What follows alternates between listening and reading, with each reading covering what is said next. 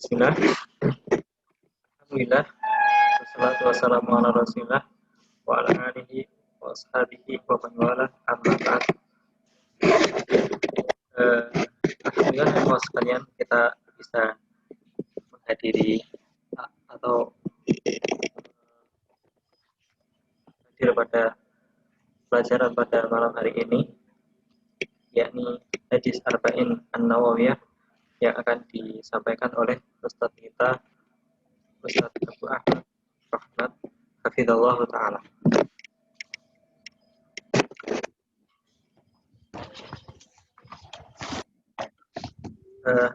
Apabila sudah ada persiapan dari santri, silahkan. Kalau yang belum siap, persiapkan alat tulisnya, kemudian dicatat faedah-faedah dari Ustadz kita. Nanti apabila ada pertanyaan dari santri, jangan sungkan untuk bertanya kepada Ustadz. Demikian dari saya. Kita lanjutkan kepada Ustadz Abu Ahmad untuk menyampaikan materi. Bismillahirrahmanirrahim.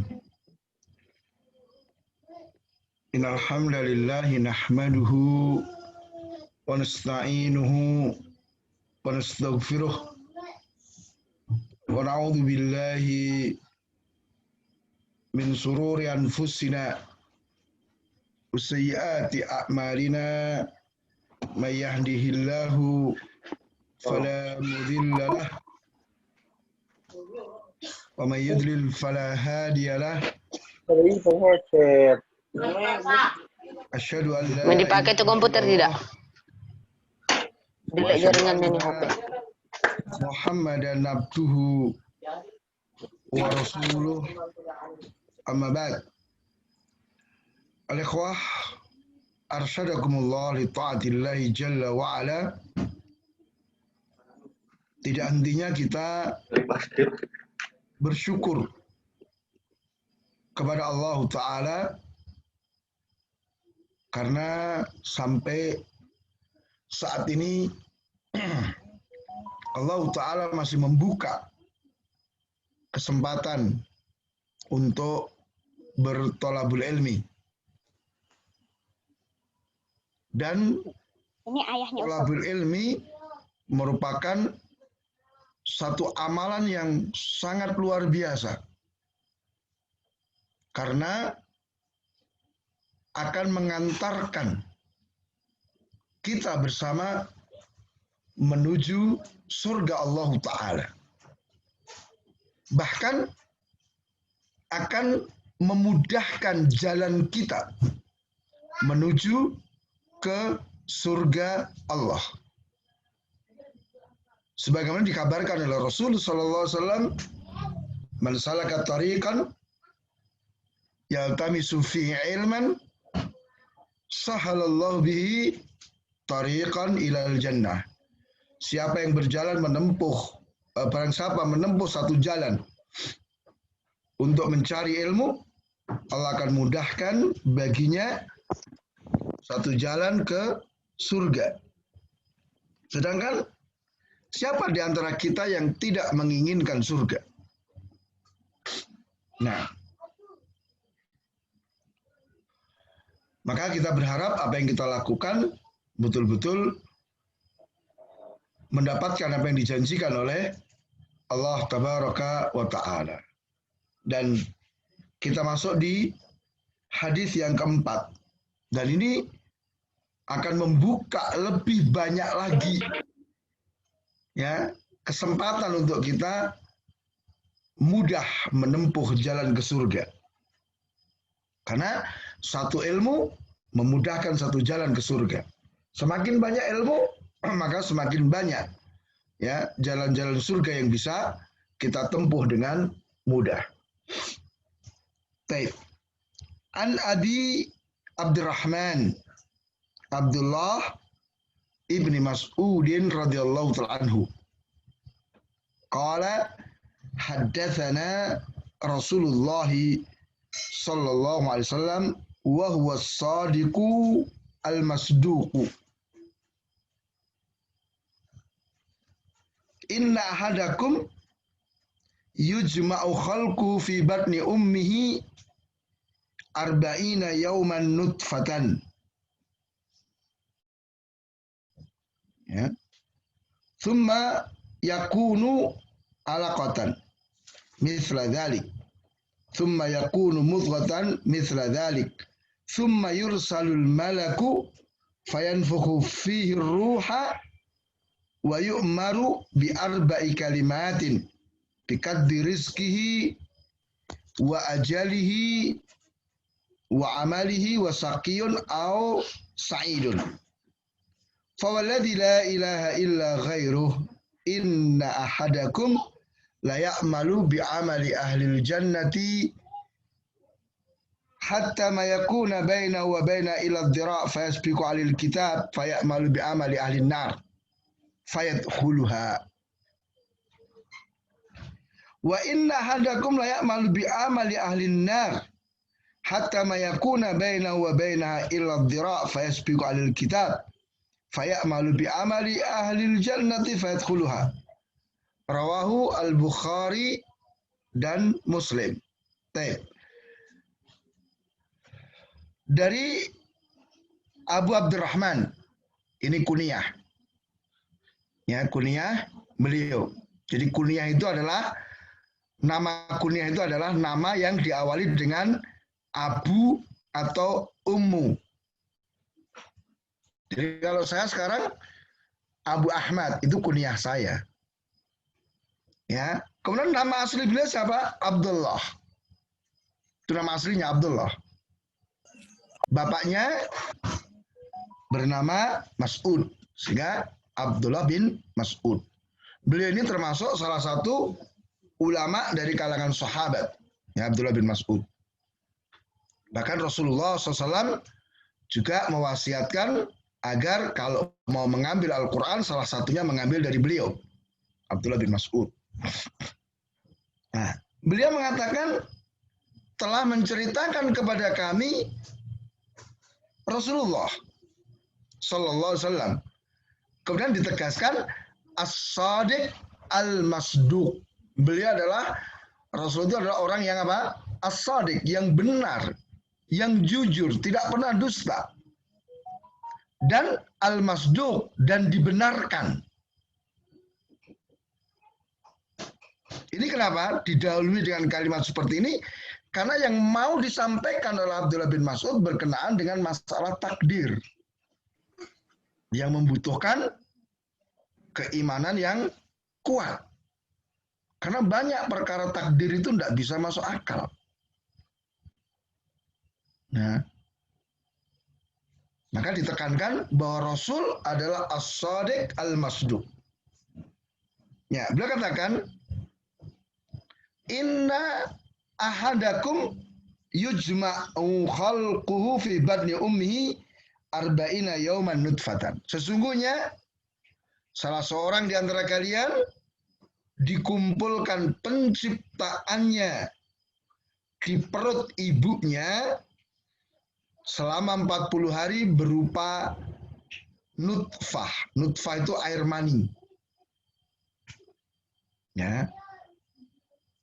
Kemudian menjadi segumpal darah. Sama dalam waktu 40 hari juga. Kemudian menjadi sekerat daging dalam waktu 40 hari juga.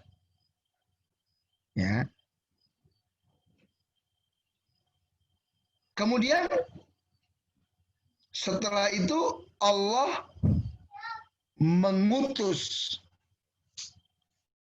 satu malaikat. Nah, cuma di sini nggak disebutkan namanya, malaikat siapa gitu namanya. Maka kita nggak boleh ya mengarang nama sendiri, oh, itu malaikat janin gitu, nggak boleh. Ya malaikat gitu aja, karena untuk malaikat yang tidak disebutkan namanya, ya kita imani secara umum mereka malaikat. Ya, karena bicara tentang hal gaib itu harus dengan dalil. Sedangkan malaikat salah satu dari perkara yang gaib. Ya. Nah, Maka malaikat ini meniupkan ruh kepada segumpal atau sekerat daging itu, calon janin. Kemudian diperintahkan dengan 4 kalimat, 4 ketentuan. Ya, maka ditentukan rezekinya. Kemudian ajalnya. Ajalnya kapan dia mati. Kemudian tentang amalannya. Apa yang akan dia kerjakan selama hidup di dunia nanti. Juga ditentukan apakah dia termasuk orang yang celaka atau orang yang bahagia. Setelah itu Rasulullah bersumpah, demi yang tidak ada sesembahan yang benar selain Allah. Sesungguhnya salah seorang di antara kalian betul-betul mengerjakan amalan-amalan penduduk surga. Berarti apa? Amal-amal ketaatan. Sampai tidak ada yang memisahkan dia dengan surga, kecuali hanya jarak 1 jengkal saja. Artinya apa?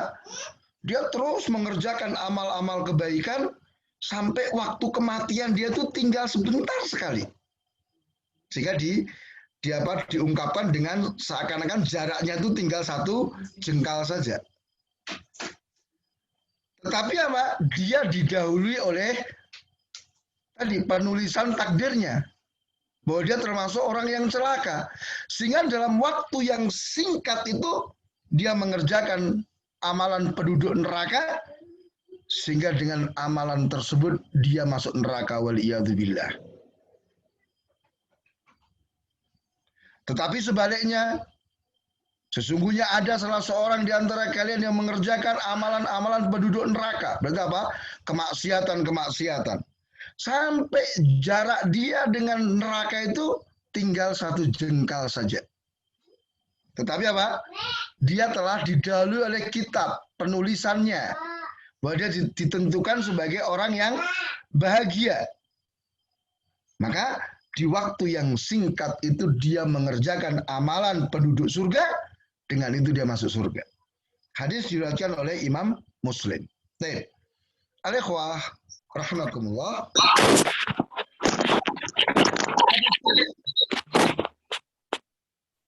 Merupakan hadis yang agung.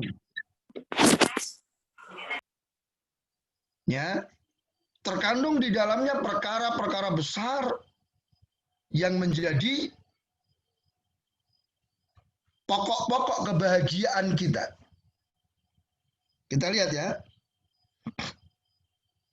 Yang pertama bahwa Rasul itu betul-betul harus kita benarkan semua ucapannya.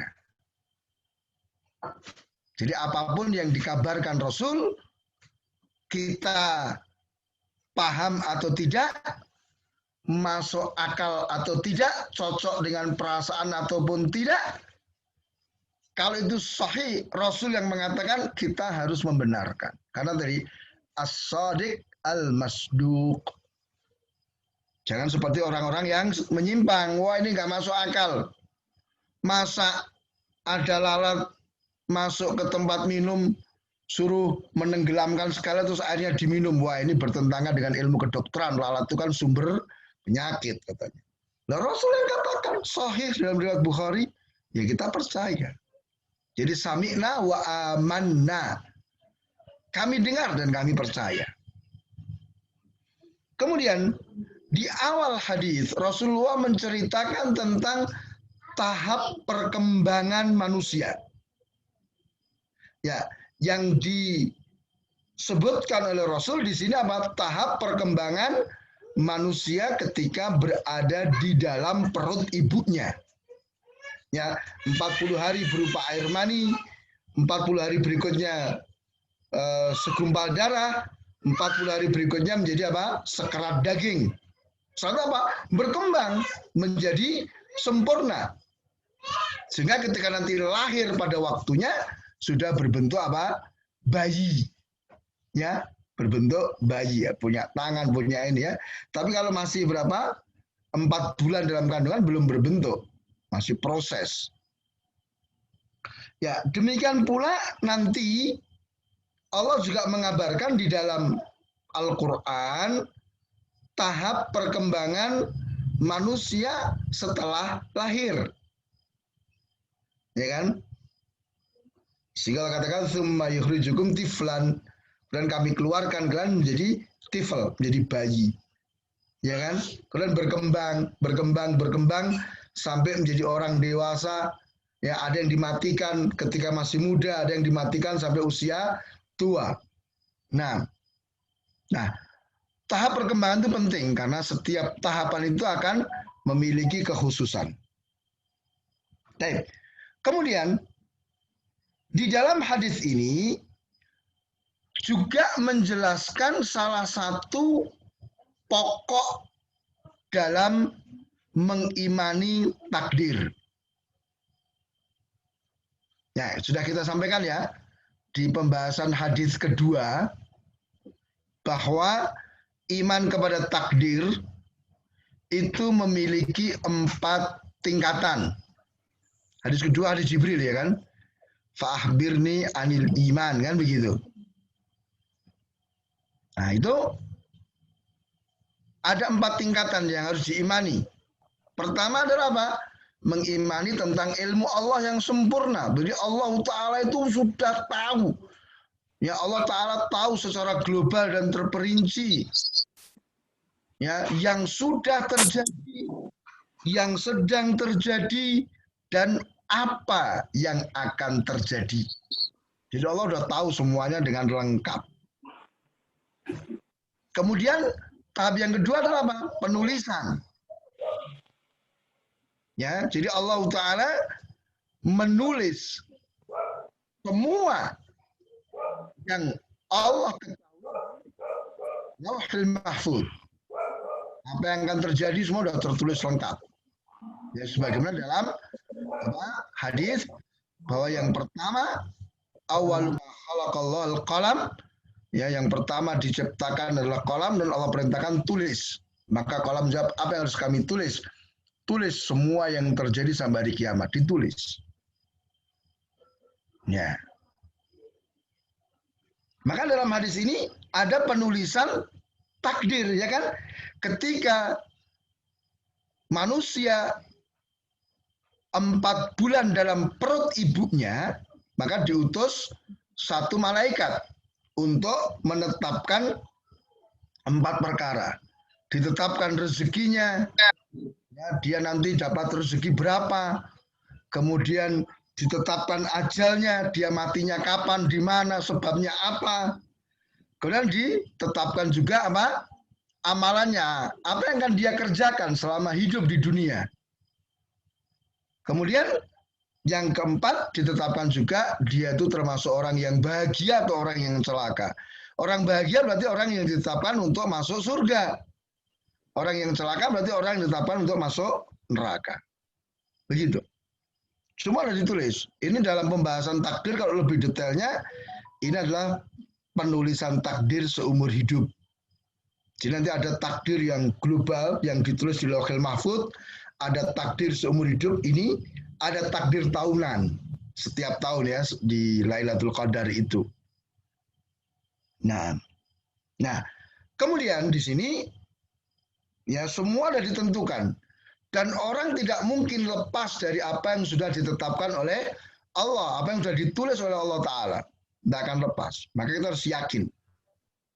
Nah, cuman permasalahannya kita kan nggak tahu apa yang sudah dituliskan oleh Allah untuk kita. Ya, kita kan nggak tahu rezeki kita berapa. Tapi kita yakin rezeki itu sudah ditulis. Kita juga yakin bahwa kita itu akan mati. Cuman kita kan nggak tahu umur kita sampai kapan, di mana kita mati, sebabnya apa. Kita nggak tahu. Maka ketika sakit ya kita berusaha untuk sembuh. Ya, tentang rezeki ya kita harus bekerja. Karena kita nggak tahu jatah rezeki kita berapa. Dan tentang amalannya kita nggak tahu apa yang akan kita kerjakan nanti dalam kehidupan di dunia. Cuman kita harus berusaha untuk apa? Mengerjakan apa? Amalan-amalan yang baik. Demikian juga kita juga nggak ngerti apakah kita ditentukan celaka atau bahagia. Tapi kita yakin semua udah ada ketentuannya. Cuman kita nggak ngerti untuk kita itu apa ketentuannya. Maka tentu siapapun berusaha ingin menjadi orang yang bahagia. Nggak ada orang, udahlah aku pengen celaka saja, aku pengen melarat saja, nggak ada. Maka keimanan kepada takdir itu tidak berarti menjadikan kita pasrah, menjadikan kita kemudian apa? Bersandar. Kenapa? Karena apa yang ditentukan oleh Allah itu kita nggak ngerti. Maka bagaimana kita bersandar kepada sesuatu yang kita tidak tahu? Gitu. Maka kita diperintahkan oleh Allah untuk berusaha menjalankan sebab. Sebagaimana Rasul ya satu hari beliau membawa atau mengabarkan kepada para sahabat bahwa ma minkum min ahadin illa qad kutiba maq'aduhu fin nari aw fil jannati. Tidak ada seorang pun di antara kalian kecuali sudah ditulis tempat duduknya nanti di surga atau di neraka. Jadi masing-masing kita itu sudah ada tulisannya. Abu Ahmad di surga atau di neraka. Ini semua sudah ada semuanya. Cuman kan kita nggak ngerti tulisannya untuk kita tuh di surga atau di neraka. Maka ketika Rasul mengabarkan itu ada sahabat yang berkata, "Idzan nattaqil ya Rasulullah." Kalau gitu kita bersandar aja kepada apa? Ya, tulisan itu, ketentuan tadi kan semua sudah ditentukan surga dan neraka. Kalau gitu kita bersandar saja. Kata Rasul, "La. Jangan. I'malu fakulun muyassarun lima khuliqal." Jangan bersandar. Jangan pasrah, beramallah, berusahalah karena masing-masing akan dimudahkan kepada apa yang dia diciptakan untuknya. Artinya apa? Seseorang yang ditulis, ditentukan oleh Allah sebagai penduduk surga, maka Allah akan mudahkan dia mengerjakan amal-amal kebaikan, amalan-amalan penduduk surga. Dan juga sebaliknya, orang-orang yang ditentukan, ditulis oleh Allah sebagai penduduk neraka, Allah akan mudahkan dia mengerjakan amalan-amalan maksiat, amalan-amalan penduduk neraka. Fa'amma man a'ta wattaqa wa saddaqa bil husna fasanuyassiruhu lil istagna wa lil usra. Itu dalilnya. Maka keimanan kepada takdir para sahabat tidak pasrah.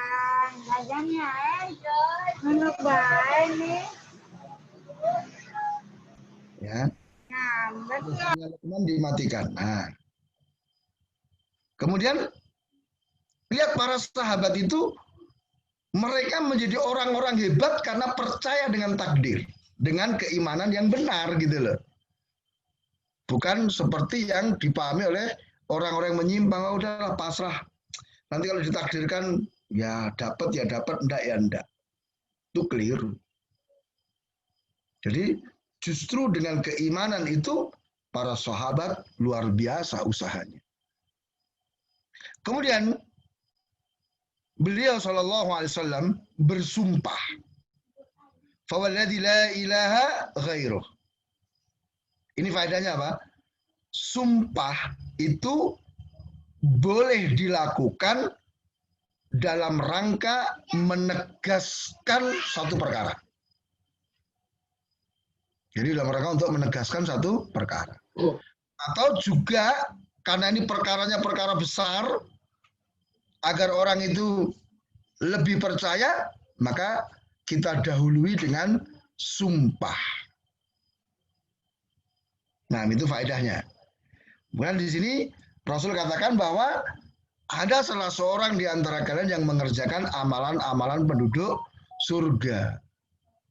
Maksudnya apa? Secara zahirnya. Jadi apa yang dilihat oleh manusia, fulan ini, Masya Allah dia mengerjakan amalan-amalan penduduk surga sampai jarak surga dengan dia itu tinggal 1 jengkal. Adapun urusan batin kan kita nggak ngerti. Maka kalau kemudian dikatakan di situ, ya, di akhir kehidupannya dia mengerjakan amalan penduduk neraka, dan dia masuk neraka karenanya. Makanya menunjukkan berarti ada sesuatu yang dia sembunyikan dari pandangan manusia. Ya, kalau di hadapan manusia, manusia menilai, wah fulan ini soleh, fulan ini hebat. Tapi kita nggak tahu di belakangnya ada apa, batinnya seperti apa. Kita kan nggak tahu ya, misalnya fulan sholat, apakah sholatnya itu ikhlas karena Allah atau karena riya, kan kita nggak tahu. Yang kita tahu adalah apa? Fulan mengerjakan sholat, selesai. Demikian pula sebaliknya, seseorang mengerjakan amalan-amalan penduduk neraka sampai jarak dia dengan neraka tinggal 1 jengkal. Dan di akhir dia mengerjakan amalan penduduk surga, kemudian dia masuk surga dengannya. Maka hadis ini al-ikhwah rahmatullah diistilahkan oleh para ulama dengan hadis al-a'malu bil khawatim. Jadi semua amalan itu tergantung penutupnya. Lihat, ketika seseorang menutup kehidupannya dengan amalan penduduk neraka, tidak ada manfaatnya. Semua amalan penduduk surga yang telah dia kerjakan. Demikian pula sebaliknya, ketika seseorang menutup hidupnya dengan amalan penduduk surga, maka amalan-amalan penduduk neraka itu terhapus dengannya. Maka ada faedah yang cukup besar dari hadis ini. Yang pertama ya kaitan dengan apa, kalimat terakhir itu, ya kita harus semangat untuk mengerjakan amal kebaikan. Yang kedua, kita tidak boleh tertipu dengan amal yang sudah kita kerjakan. Kemudian yang ketiga, hendaknya kita senantiasa meminta husnul khatimah. Kan banyak toh orang-orang soleh yang diabadikan oleh Allah ucapannya dalam doa-doa mereka, wa tawaffana ma'al abrar. Kan begitu. Matikan kami bersama orang-orang yang baik. Ya. Terlebih ya ikhwah, kita sudah banyak melihat kisah-kisah bagaimana orang-orang yang semula dia istiqamah di atas kebenaran, kemudian dia menyimpang di akhirnya. Ya. Terlebih fitnah-fitnah pada hari ini sangat-sangat luar biasa. Ya, dan kita harus hati-hati ya. Syaitan itu menyimpangkan manusia itu tidak berbelok 90 derajat sehingga orang kerasa, oh aku nyimpang. Ya, nyimpang itu sedikit. Wala tattabi'u khutuwatis syaitan. Jangan kau ikuti langkah syaitan. Pelan-pelan orang untuk disimpangkan oleh syaitan, sehingga banyak orang itu menyimpang tanpa sadar. Itu yang dikehendaki oleh syaitan. Maka bid'ah-bid'ah itu hal yang sangat berbahaya karena pelakunya menganggap dia di atas kebenaran padahal dia di atas penyimpangan. Ya. Jadi kita harus banyak berdoa kepada Allah Ta'ala dengan doa yang banyak dibaca oleh Rasul Sallallahu Alaihi Wasallam. Ya muqallibal qulub, tsabbit qalbi ala dinika. Wahai yang membolak-balikkan hati, kokohkan ya hatiku di atas agamamu. Ya, ya mungkin al-ikhwah rahimakumullah, ketika kita sehat, punya duit, kondisi aman, ya kan? Ya kita mungkin mudah untuk istiqomah itu. Tapi ketika kita sakit, miskin, nggak punya duit, atau kita diancam, nah ini berat untuk bisa istiqomah. Ya, lihat bagaimana gerakan tansir, ya gerakan kristenisasi luar biasa. Ya bermodal bantuan, entah itu sembako, bantuan pekerjaan, dan lihat berapa banyak orang-orang yang semula menganut agama Islam, kenapa? Menyimpang. ya, berpindah agama, ya, maka kita harus hati-hati. Ya, banyak kok tokoh-tokoh, selalu ada seorang itu yang dulunya Masya Allah. Orang ini banyak dipuji oleh para ulama. Bantahan-bantahan kepada orang-orang kafir, liberal, dan sebagainya itu luar biasa. Tapi ternyata di akhir-akhirnya dia murtad. Coba. Maka di sini ilmu itu yang akan menjaga kita. Ilmu yang akan memelihara kita dari berbagai syubhat dan syahwat. Dengan ilmu Allah akan jaga kita. Maka al-ikhwah jangan malas. Tidak ada alasan dengan kondisi ini belajarnya online. Justru kalau kita ini dalam kondisi seperti ini, al-ikhwah, sebenarnya banyak hal yang bisa kita lakukan untuk menambah ilmu. Ya kan? Ya, kita bisa belajar dari rumah, belajar lewat internet, banyak banget. Ya, dan kita pun merasakan ya banyak seminar-seminar, banyak daurah-daurah yang sekarang lewat online semuanya. Kesempatan kita untuk belajar. Ya. Tidak ada alasan untuk antum tidak setor hafalan, tidak ada alasan untuk antum ghaib ketika pelajaran online, tidak ada alasan. Alasannya apa? Kecuali kalau Allah takdirkan mungkin listriknya mati atau sinyalnya hilang ya. Tapi ini bagus kan, sudah ada rekamannya sehingga nanti misalnya ada yang ketinggalan atau karena suatu hal tidak bisa ikut, bisa dikirim rekamannya. Nah, jadi ini sekali lagi kita jangan putus asa. Ya, perjuangan para ulama untuk menuntut ilmu, wah kita ini tidak ada apa-apanya. Ya kan? Hanya dicoba seperti ini kemudian kita putus asa, tidak mau belajar. Males, waduh lingkungan saya nggak bagus Ustaz, rumah saya gini ini. Itu semua tergantung kita. Ya, kita yang mengatur lingkungan kita. Kita yang mengkondisikan keadaan kita, rumah kita. Gitu. Ya, jangan kalah dengan keadaan. Gitu. Ya. Maka mudah-mudahan Allah Subhanahu wa taala terus membimbing kita, menjaga kita, menjadi kita istiqomah di atas jalan ini. Demikian yang bisa saya sampaikan, mudah-mudahan bermanfaat. Tafadhalu kalau ada pertanyaan. Barakallahu fikum.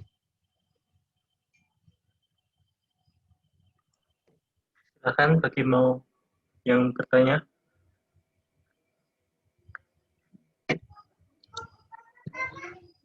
Bisa dihidupkan mikrofonnya.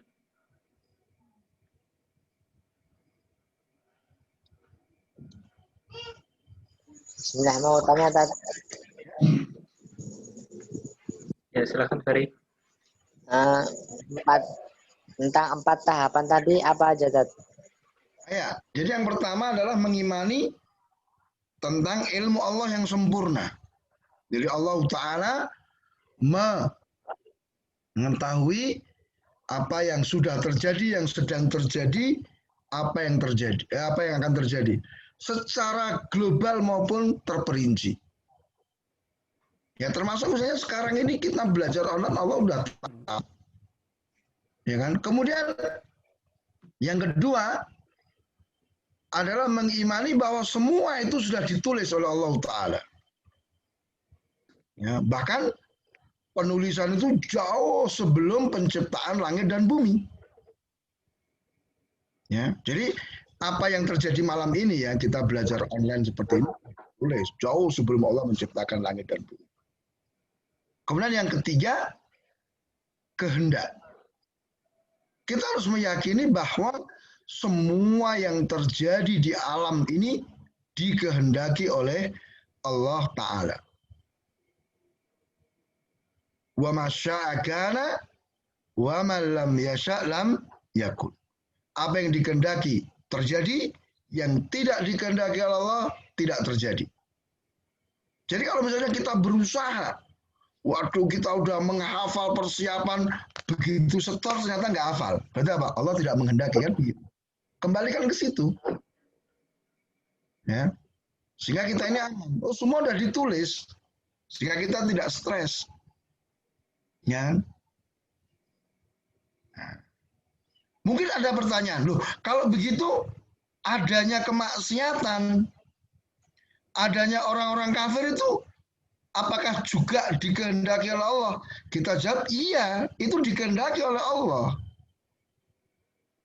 Tapi ingat ya, tidak semua yang dikehendaki oleh Allah mesti dicintai oleh Allah. Nah, mungkin pertanyaan berikutnya, nah kenapa Allah menghendaki sesuatu yang Allah nggak senang, Allah nggak cinta? Ya kita jawab, ya karena Allah ada memiliki hikmah. Allah memiliki hikmah yang luar biasa.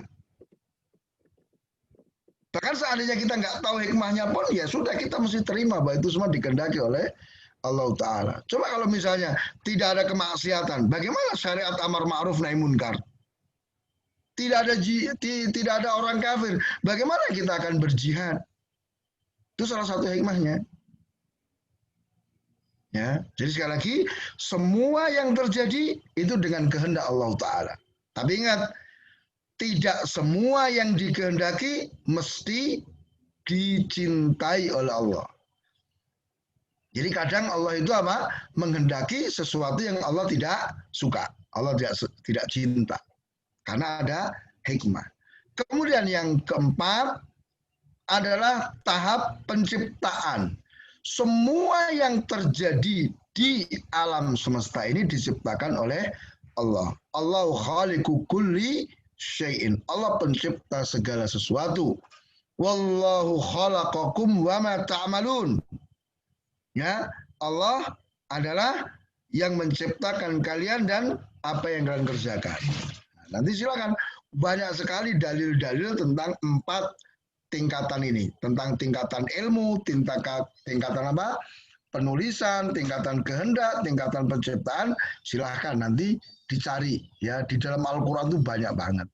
Ya, kalian juga orang-orang yang menghafal Al-Qur'an tentu mudah untuk menemukan ayat-ayat yang menunjukkan 4 tingkatan itu. Nah, wallahu taala alam.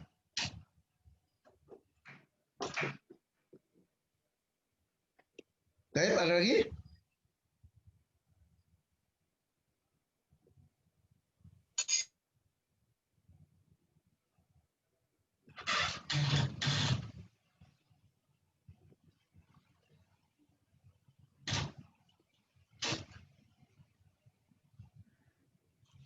Bagaimana? Masih ada yang mau tanya?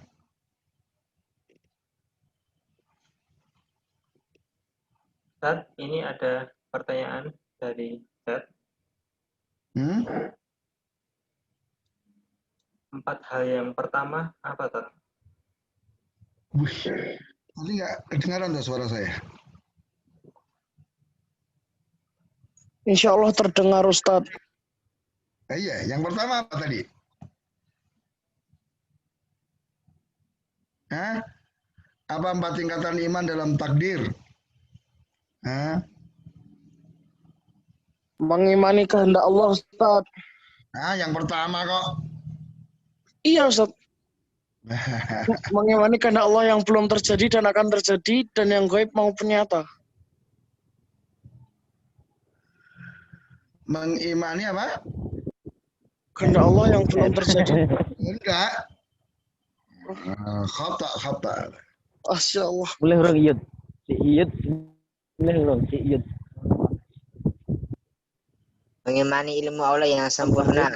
Nah, barakallahu fikum, mengimani ilmu. Mengimani ilmu Allah yang sempurna. Afwan Ustadz. Nah, yang kedua apa? Yang kedua Penulisan. apa? Mengimani Penulisan. mengimani ilmu, dalilnya apa? Ayo. Banyak sekali ayat berkenaan dengan ilmu Allah. Ya, semisal di ayat kursi, ya'lamu ma Perpanjang ini. Baina aidihim Perpanjang, wa Mas. khalfahum, ya kan? Ini Salah. dan masih banyak lagi ayat-ayat yang lain kan. Yang kedua, tingkatan kedua apa tadi? Mengimani apa? Penulisan. Penulisan. Coba sebutkan, ada di surat Al-Hadid.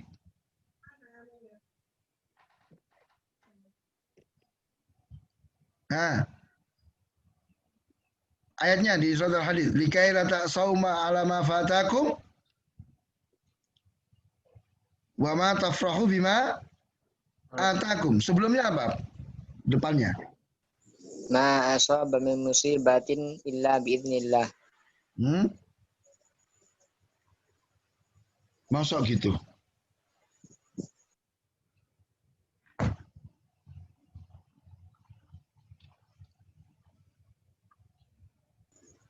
Ma asaba min musibatin illa fi kitabin illa fi kitabin min qabli an nabra'aha, ya kan? Semua itu sudah ada di kitab, sudah tertulis sebelum kami menciptakannya. Itu salah satu dalil tentang penulisan takdir. Dalil yang berikutnya dari hadis tentang penulisan. Apa?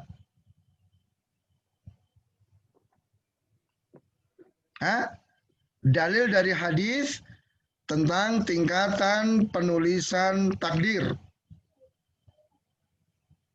Nah, ada yang bisa? Abda.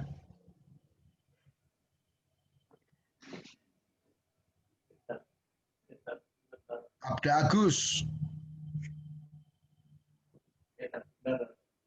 Nah, dalil dari hadis. Ahmad Afan.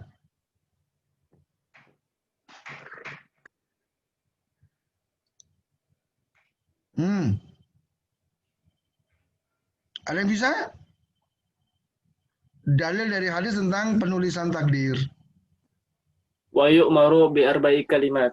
Nah, ya hadis yang kita baca barusan. Hadis keempat ini. Oke? Baik. Tingkatan ketiga apa tadi? Mengimani? kehendak. Kehendak. Wa ma tasya'una illa ayyasha Allahu Rabbul Alamin. Jadi kita itu menghendaki sesuatu, tapi kalau kehendak kita ini kan tergantung dengan kehendak Allah. Kalau Allah menghendaki ya akan terjadi apa yang kita ingin, apa yang kita kehendaki kan.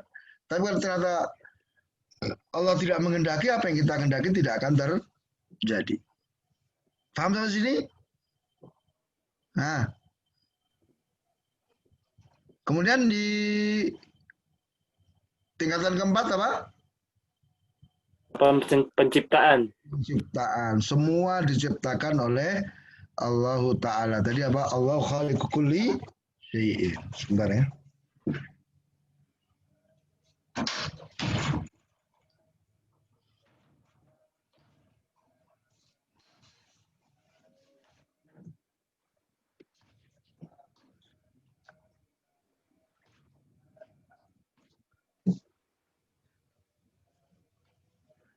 Nah, jelas ya 4 tingkatan takdir ya. Jadi hadis ini menjelaskan salah satu dari tahap keimanan kepada takdir itu apa? Penulisan. Nah, masih ada lagi soal?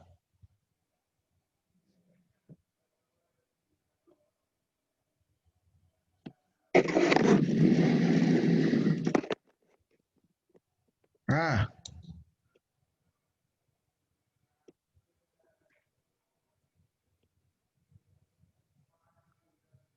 masih ada yang mau bertanya lagi? Kalau tidak ada, kita cukupkan sampai di sini. Ya. Kalau ada kita cukupkan. Baik. Kesimpulannya tadi? Ya, kesimpulan itu tadi bahwa hadis ini menunjukkan tentang apa? keimanan kepada takdir, ya, kemudian al-amalu bil khawatim, bahwa amalan itu tergantung dengan akhirnya. Nah, jadi kita harus waspada, jangan merasa aman, karena kita ini tidak boleh merasa aman sampai ya ruh terlepas dari badan kita. Ya. Nah, karena kita nggak tahu fitnah-fitnah sedemikian luar biasa. Maka siapkan ilmu ya untuk memperkuat keimanan kita dan banyak berdoa dengan tadi apa ya, muqallibal qulub tsabit qalbi ala dinik. Ya, mudah-mudahan kita istiqomah, kemudian mendapatkan husnul khatimah. Nah, Allah taala.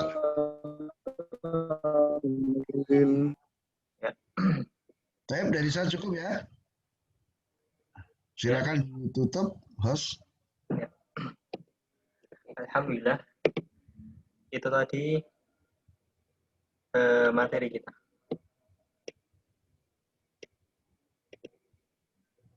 Jadi Ustadz Abu sangat banyak sekali faedah yang didapatkan. Maka selayaknya bagi kita untuk berhati-hati dari yang namanya fitnah-fitnah. Karena kita tidak tahu akhir dari perjalanan hidup kita. Kita menjadi orang yang bahagia atau kita menjadi orang yang celaka. Maka sebisa mungkin sekuat tenaga, sekuat sampai titik darah penghabisan istilahnya, sampai mati kita memegang teguh yang namanya akidah Islamiyah. Kita mati dalam Islam, bagaimana Allah Subhanahu wa taala berfirman, wala tamutunna illa wa antum muslimun. Cukup kita akhiri sesi taklim kita pada malam hari ini. Apa yang benar itu dari Allah Subhanahu wa taala dan apa yang salah itu dari saya dan dari syaitan. Kurang lebihnya saya mohon maaf. Wassalamualaikum warahmatullahi wabarakatuh. Waalaikumsalam warahmatullahi wabarakatuh. Waalaikumsalam warahmatullahi wabarakatuh.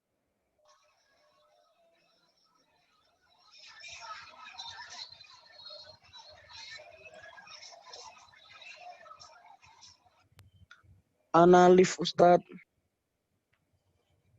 Sudah di list. Sudah di absen semuanya. Barakallahu fiik. Ya, ana absen Ustaz. Ana hadir Ustaz. Apa Ustaz?